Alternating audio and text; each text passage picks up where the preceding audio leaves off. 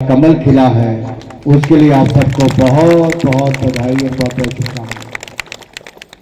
मैं बीच बीच में लगातार आता ही रहा जब भी चुनावों के बीच में समय मिला, क्योंकि तीनों ही राज्यों में, चारों में, चाहे जम्मू हो, हरियाणा हो, दिल्ली हो, महाराष्ट्र हो, सभी में बहुत लंबा समय भी लगा, बहुत सारी सभाएं भी मुझे करनी पड़ी, लेकिन वो सब आपके आशीर्वाद के कारण ही है कि आपने जिताया, एमपी बनाया, वहां पहुंचाया, तो पार्टी ने भी ये मान सम्मान हमारे हिमाचल प्रदेश को दिलाया है। इसके लिए मैं आप सबका बहुत बहुत आभार प्रकट करता हूं। विकासात्मक कार्य लगातार चल रहे हैं। अभी हाल ही में बजट आया, जितने मेरे बड़े बुजुर्ग बैठे उनको याद होगा 1970 में इंदिरा गांधी जी ने जब टैक्सेशन की घोषणा की तो आपको 93.75% टैक्स देना पड़ता था। 100 रुपया कमाया तो 93-94 रुपये सरकार को टैक्स चला जाता था, और लोग फिर काला धन बनाने लगे, अपनी कमाई को छिपाने लगे।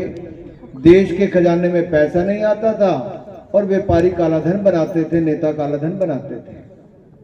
और फिर कुछ सालों के बाद वो स्कीम लेकर आते थे कि काला धन बताओ, अपना टैक्स थोड़ा जमा कराओ और बाकी पैसे सफेद कर जाओ। ये कांग्रेस का काले कारनामे और काले खेल थे। यहां तक कि सन 2013-14 तक भी अगर आप 2 लाख रुपए की कमाई करो तो उसके बाद 2 लाख के बाद आपको टैक्स लगना शुरू हो जाता था। लेकिन नरेंद्र मोदी जी की सरकार ने जनता को ईमानदारी की राह पर लाने का काम किया और अब 12 लाख रुपए की आमदन तक आपको कोई टैक्स नहीं देना, जीरो टैक्स कर दिया है, जीरो टैक्स। मान लो मेरे फौजी भाई रिटायर होकर आए, किसी की 70,000 रुपये पेंशन है, किसी की 90,000 रुपये पेंशन है, तो साल का 10,80,000 रुपये बन गया। अगर ये 12 लाख रुपया कमाते हैं, मान लो कोई किराए का पैसे आते हो, कुछ और आमदन हो, तो सन 2014 में कांग्रेस की सरकार के समय इनको 1,90,000 रुपये टैक्स देना पड़ना था। 1,90,000 रुपये टैक्स देना था। आज आपको कोई टैक्स नहीं देना। आप में से कोई व्यापारी हो, कोई अधिकारी हो, और जो कर्मचारी है उनको तो और राहत है, 2,75,000 रुपये तक शायद राहत देती है।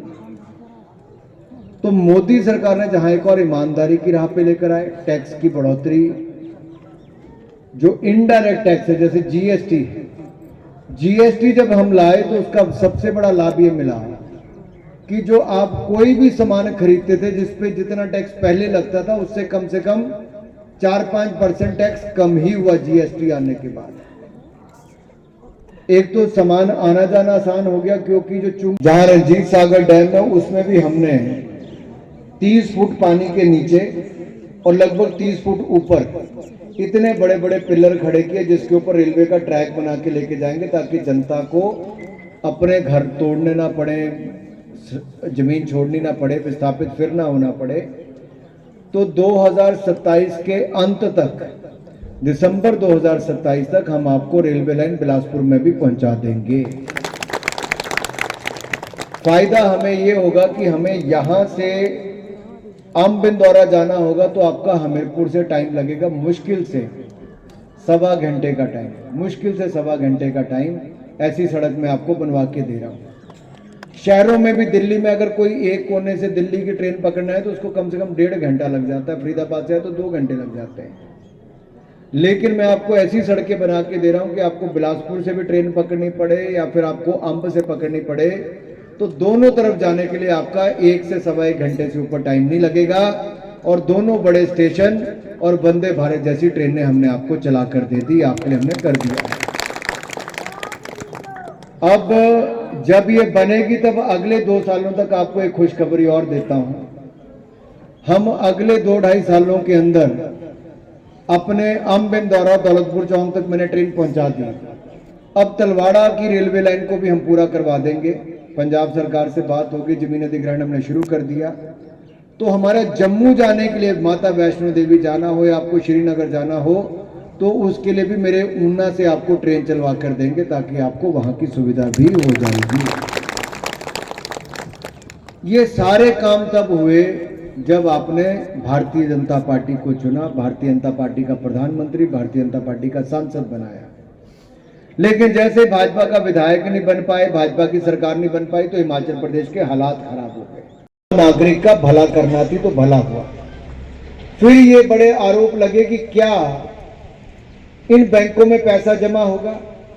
आज उन्हीं खातों में, जनधन खातों में 2,12,000 करोड़ रुपए से ज्यादा जमा है। यानी कि देश की जनता जिसको बैंक जाने का मौका नहीं मिलता था, आज उसने बैंकों को भी पैसा दिया, और बैंक आज उसी पैसे को दूसरे को कर्जे पे देते हैं और उससे अपनी कमाई भी करते हैं। जिसने जमा कराया उसको भी कई और सुविधाओं का अवसर मिलता है, जैसे कि रेडी फड़ी वाले जो शहरों में थे, कोविड के टाइम पे उनको हमने स्वनिधि योजना चलाई स्ट्रीट वेंडर्स के लिए, ताकि वो अपनी जमीन गिरवी ना रखें, अपना घर गिरवी ना रखें, और जिनको साल का 36% या 30% ब्याज देना पड़ता था उससे मुक्ति दिलाई। बैंकों से उनको पैसा मिला, डिजिटल लेन देन के माध्यम से उनको बैंक का जो इंटरेस्ट है वो भी माफ हुआ, और 10,000 की बजाय फिर उनको 20,000 मिला, 20,000 से बढ़ के 50,000 मिला। जो कल तक महीने का व्यापार 10-20 हज़ार रुपये का करता था, आज वो 50-50 हज़ार रुपये का व्यापार करता, उसकी आमदन भी बढ़ने का काम हुआ। अब 68 लाख ऐसे गरीबों को हमने देश भर में शहरों में रेडी फड़ी लगा के गुजारा करने वालों को पैसा दिया, मोदी सरकार ने दिया। अब हम गांव में अगर कोई ऐसा है जिसके पास अपनी दुकान नहीं है और रेडी लगाता है, कोई और सड़क पे बैठ के काम करता है, तो उसको भी स्वनिधि योजना जैसी योजना के माध्यम से पैसा ऐसे करोड़ों लोगों को देने की तैयारी मोदी सरकार ने कर ली है। तीसरा जो मुद्रा योजना है, मुद्रा योजना के माध्यम से आपको अपनी ना जमीन गिरवी रखनी पड़ती है, ना घर गिरवी रखना पड़ता है। आपको 50,000 से लेके 10 लाख रुपए तक मिलता था, और अब उसको हमने 20 लाख रुपए तक कर दिया है। ये 3 तरह के लोन मिलते हैं, कम है, ज्यादा है, और इसमें भी आप में से किसी को अपना घर गिरवी नहीं रखना पड़ता। आपको जानकर प्रसन्नता होगी, जब ये जनधन खाते खुले, इसमें लगभग 65% खाते जो महिलाओं के खुले, और मुद्रा योजना का लाभ 62% महिलाओं ने लिया। किसी ने अपना ढाबा खोला, किसी ने सिलाई की दुकान खोली, किसी ने कपड़ों का काम खोला, किसी ने ऊन का काम खोला, किसी ने भेड़ बकरियां पालने से लेकर अन्य काम, कुछ भी काम हो, ऐसे अलग अलग कामों के लिए उनको मुद्रा योजना से लाभ मिला। और इसमें सबसे बड़ी लाभार्थी कोई है तो मातृ शक्ति को सबसे बड़ा इसका लाभ मिला है। हमने कोविड के टाइम पे दी, जिसकी दुकान थी या जिसका उद्योग था, उसको 20% एडिशनल वर्किंग कैपिटल देने का काम हमारी सरकार ने किया। तब भी आपकी कोई जमीन गिरवी नहीं रखी, कोई घर गिरवी नहीं रखा। देश की सरकार ने ऐलान किया, मोदी जी ने, कि कोई पैसा वापस नहीं देगा, तो मेरी सरकार की गारंटी है। तो बैंकों से 4 लाख करोड़ रुपया देश के उद्योगों को मिला, और वो उद्योग बंद होने से भी बचे। आज उन उद्योगों को और गति मिली है, फले फूले हैं। तो उसमें केंद्र सरकार का सहयोग और नीचे बैंक के अधिकारियों ने काम किया, इसके लिए मैं इनका बहुत बहुत आभार प्रकट करता हूं। मेरा निवेदन माननीय HDFC बैंक के अधिकारियों से ये रहेगा कि ये जो भारत सरकार की योजनाएं हैं, चाहे सुकन्या समृद्धि योजना है, मुद्रा योजना है, स्वनिधि योजना है, ऐसा ही अटल पेंशन स्कीम है, अनेकों योजनाएं जिसका कई बार जागरूकता ना होने के कारण लोग उसका लाभ नहीं उठा पाते। हम पंचायत के बहुत सारे प्रधान यहाँ पर आए हुए हैं, हमारे 2 पूर्व विधायक यहाँ पर आए हैं, बहुत बड़ी संख्या में पंच से लेके अन्य संस्थाओं के लोग आए हैं।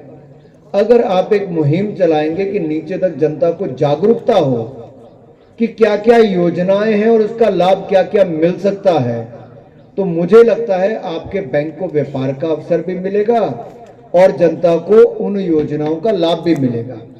तो ऐसा अभियान चलाना चाहिए कि नहीं चलाना चाहिए? चलाना चाहिए। तो हम प्रयास करेंगे बैंक से मिलकर वो अभियान चलाएं।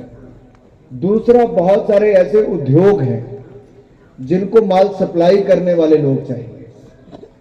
हो सकता है किसी को कपड़े सिलने वाली 50 महिलाओं के पास काम देने की जरूरत हो, तो आप मुद्रा योजना से उनको काम दिला दो और इंडस्ट्री के साथ जोड़ दो।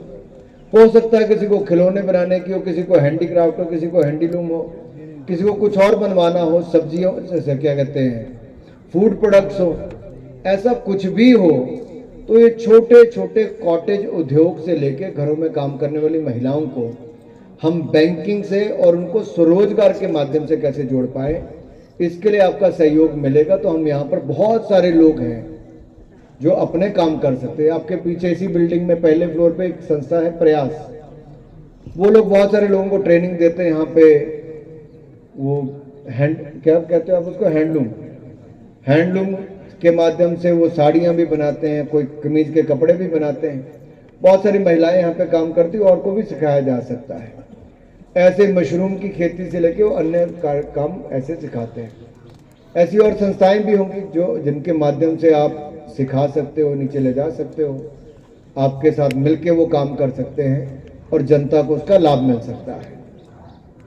अभी तो मैंने पहले इसलिए बोला बाकी नेताओं से पहले कि बैंक के अधिकारियों से मैं कुछ निवेदन भी कर लूं और उनका धन्यवाद भी कर दूं, ताकि बैंक की शाखा खुलने का इनकी पेंशन आती है, पेंशन के बाद अगर इनको और कोई काम कर सकते, कोई अपनी सिक्योरिटी सर्विसेज का काम शुरू कर सकता है, मान लो रोजगार स्वरोजगार के अवसर दे सकते हैं, तो ऐसे हम बहुत सारे लोगों को गाइड भी कर सकते हैं क्या क्या करना चाहिए। तो अगर आपका ऐसा कोई काम चल रहा होगा तो आप इनको साथ में जोड़िए, मेरा आपसे इतना ही निवेदन रहेगा। और एक बार फिर आप सबकी ओर से मैं एचडीएफसी के सभी अधिकारियों का, विनोद जी का, शिवेंद्र जी का, अनुज जी का, सभी का बहुत बहुत आभार प्रकट करता हूँ। एक बार जोरदार तालियां बजा के आप इनका धन्यवाद कर दें। आप सबका बहुत बहुत धन्यवाद। जय भारत, जय हिमाचल।